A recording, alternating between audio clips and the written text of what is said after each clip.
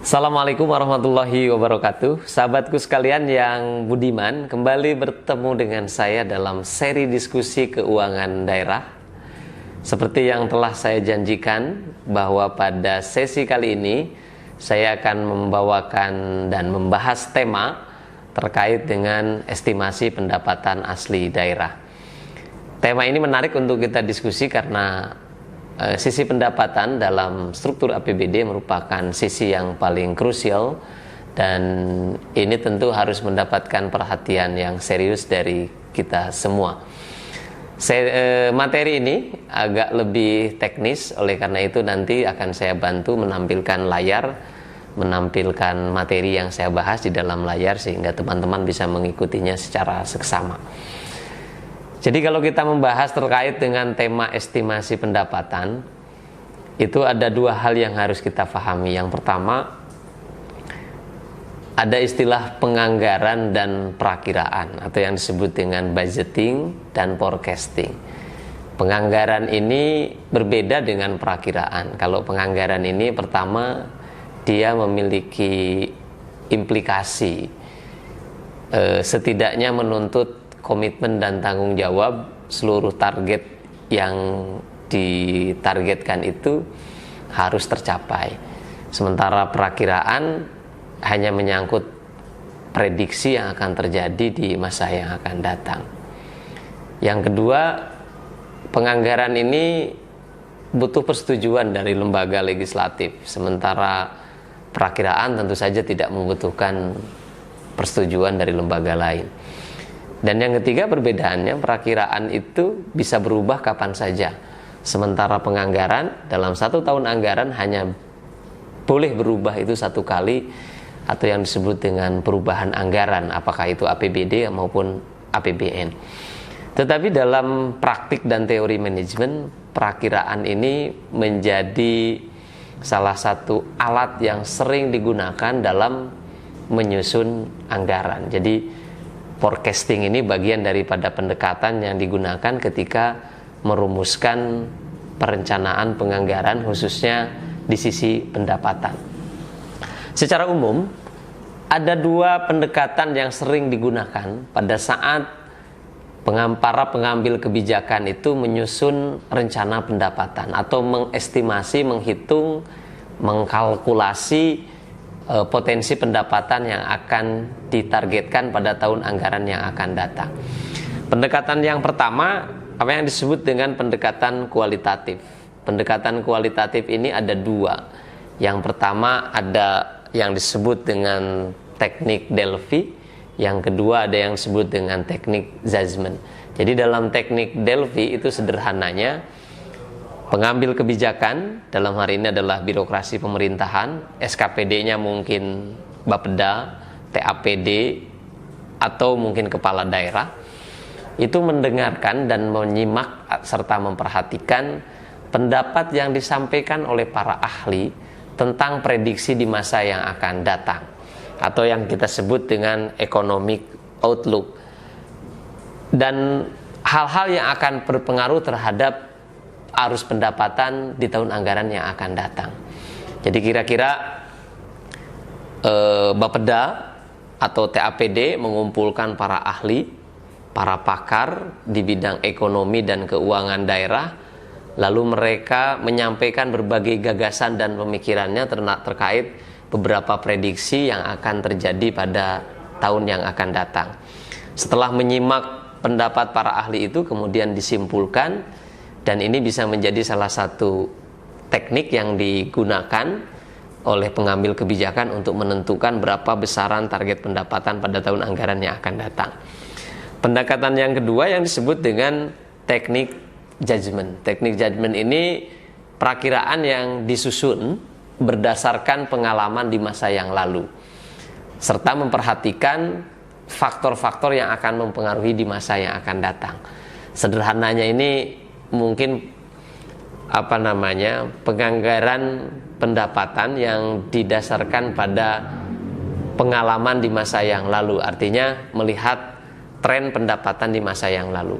Ini sering sekali digunakan di dalam pengambilan keputusan dalam menetapkan target pendapatan, terutama bagi pemerintah-pemerintah daerah yang mengambil keputusan secara dengan pendekatan yang sederhana. Misalnya kalau kecenderungan setiap tahun pendapatan asli daerah itu naiknya 10%, maka pada tahun berikutnya juga dianggarkan 10%. Sementara pendekatan yang kedua atau teknik yang kedua dalam mengestimasi pendapatan asli daerah itu apa yang disebut dengan teknik kuantitatif. Teknik kuantitatif ini mulai dari yang sangat sederhana sampai pada teknik yang rumit, itu ada di dalam teknik kuantitatif. Ada 4 yang lazim digunakan dalam teknik kuantitatif itu. Yang pertama yang disebut dengan simple moving average, yang kedua exponential smoothing, yang ketiga transformation moving average, yang keempat adalah regresi.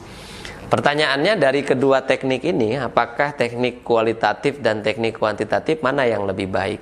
Tentu kedua teknik ini memiliki keunggulan dan kelemahannya masing-masing. Dan pada prakteknya, kedua teknik ini digunakan secara bersamaan dan dilakukan dengan cara mengkolaborasikan kedua teknik ini sehingga diharapkan mampu mendapatkan hasil sesuai yang diinginkan. Saya akan mencoba untuk mengajak teman-teman untuk mensimulasikan atau kita mempraktekkan bagaimana menghitung potensi pendapatan asli daerah di tahun yang akan datang dengan menggunakan teknik kuantitatif yang saya sampaikan tadi. Yang pertama, kita akan menggunakan yang disebut dengan simple moving average. Ini simple moving average ini teknik kuantitatif yang paling sederhana. Karena sederhana, maka akurasinya juga kadang-kadang kurang dapat dipercaya. Dengan teknik ini, kita menghitung prediksi pendapatan tahun depan berdasarkan rata-rata pendapatan periode yang lalu. Misalnya begini, kita hitung 7 tahun anggaran yang lalu. 7 tahun atau pakai time seriesnya 7 tahun. Misalnya 2015, 2016, 2017, 2018, 2019, 2020, 2021. Lalu kita akan menghitung berapa potensi pendapatan asli daerah pada tahun 2022. Itu caranya sangat sederhana, tinggal menjumlahkan saja. Misalnya dari 7 tahun waktu yang kita pakai ini kita gunakan 5 tahun. Misalnya dari tahun 2017, 18, 19, 20, 21. Itu pendapatan asli daerah dalam 5 tahun terakhir itu dijumlahkan. Lalu kemudian dibagi 5. Hasil dari pembagian itu kemudian kita anggap sebagai potensi pendapatan asli daerah, atau bukan potensi, sebagai perhitungan yang kita anggap ini akan menjadi pendapatan asli daerah pada tahun 2022. Hanya saja pendekatan ini saya sampaikan tadi karena terlalu sederhana, kadang-kadang akurasinya juga sangat rendah. Saya misalnya nanti akan menayangkan tabel. Yang pertama misalnya pada tahun 2015 daerah A memiliki pendapatan asli daerah misalnya 325 miliar 500 juta.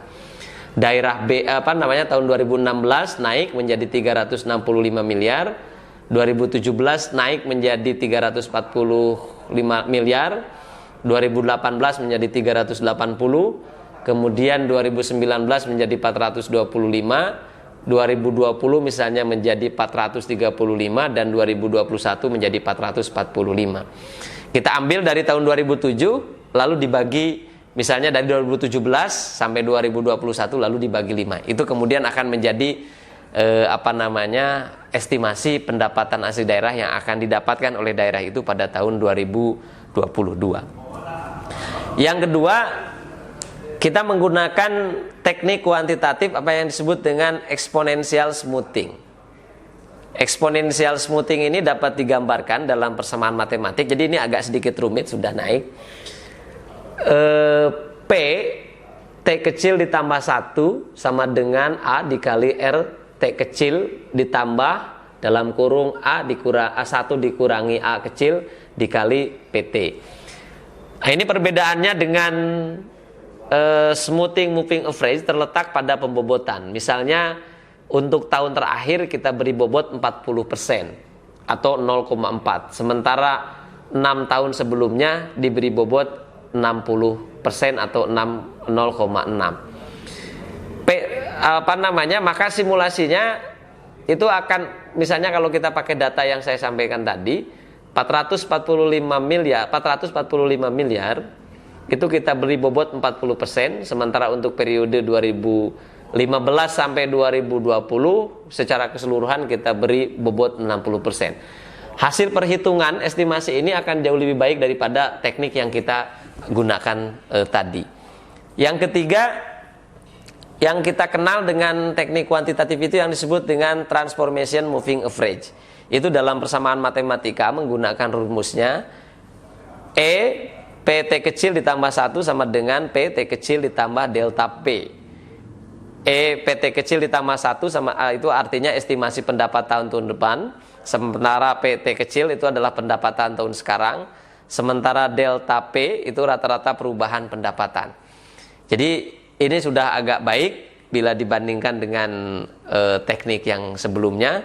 Misalnya prediksi pendapatan tahun 2022, maka pendapatan tahun 2002 sama dengan pendapatan tahun 2021 ditambah rata-rata perubahan pendapatan.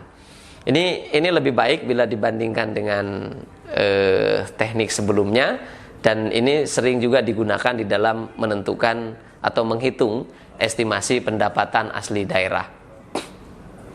Yang ketiga, yang keempat adalah yang disebut dengan teknik regresi. Nah, teknik regresi ini salah satu teknik yang paling kredibel yang sering digunakan dalam menghitung. Ini saya tidak tahu nanti apakah di layar bisa ditayangkan contohnya, tapi kira-kira persamaan regresi itu bisa dirumuskan dalam persamaan regresi. Y sama dengan A ditambah B dikali X. Y estimasi pendapatan, X pendapatan dasar, A pendapatan dasar baseline revenue, kemudian B perubahan pendapatan sebagai akibat dari perubahan periode ramalan. Ini termasuk yang paling kredibel yang sering digunakan. Langkah-langkahnya itu tinggal buka Microsoft Excel. Langkah yang pertama, masukkan tahun pada kolom A, masukkan pendapatan pada kolom B. Kemudian pilih menu data, kemudian klik data analisis. Yang ketiga, pilih regression, kemudian klik OK. Selanjutnya pilih kolom pendapatan sebagai kolom Y dan kolom tahun sebagai kolom X, kemudian pilih output rank. Ketika langsung di OK, di enter, nanti ketahuan hasilnya, dan nanti tinggal digunakan dalam persamaan regresi seperti yang saya sampaikan tadi. Nah, teman-teman, itu adalah keempat pendekatan kuantitatif. Mungkin karena penyampaiannya secara online di YouTube ini saya kurang begitu jelas, tetapi intinya penentuan pendapatan asli daerah itu bisa dihitung secara kuantitatif, jadi tidak ngasal. Lepas dari kedua pendekatan tadi, ada beberapa hal yang harus diperhatikan pada saat menentukan besaran pendapatan asli daerah, target pendapatan asli daerah. Yang pertama, harus memperhatikan indikator makroekonomi, terutama pertumbuhan ekonomi. Yang kedua adalah inflasi. Selanjutnya yang harus diperhatikan juga adalah bahwa target pendapatan asli daerah itu tidak boleh mengakibatkan beban biaya ekonomi tinggi. Dan yang ketiga, target pendapatan asli daerah ini itu tidak boleh mengakibatkan menaiknya beban ekonomi masyarakat atau membebankan masyarakat. Jadi berapapun target pendapatan asli daerah yang ditargetkan oleh pemerintah daerah, itu selain menggunakan teknik dan rumus-rumus yang secara ilmiah sering digunakan oleh para ahli dan pakar, juga harus memperhatikan tiga hal tadi. Yang pertama, indikator makroekonomi. Yang kedua, tidak boleh menimbulkan beban biaya ekonomi tinggi. Yang ketiga, tidak boleh membebankan terhadap masyarakat atau menambah beban kepada masyarakat. Teman-teman yang saya hormati, saya cintai dan saya banggakan, saya pikir itu ya teknik pendapatan yang bisa, teknik mengestimasi pendapatan asli daerah yang bisa teman-teman gunakan ketika ingin membuat perbandingan antara target pendapatan asli daerah yang dibuat oleh pemerintah dengan target yang dihitung oleh teman-teman. Kenapa harus itu dilakukan? Karena salah satu titik kritis dalam penyusunan APBD salah satunya adalah di sisi pendapatan. Kenapa disebut titik kritis? Karena memungkinkan terjadi yang disebut dengan markdown. Artinya markdown itu menetapkan target pendapatan dalam jumlah yang sangat kecil atau di bawah potensi yang dimilikinya.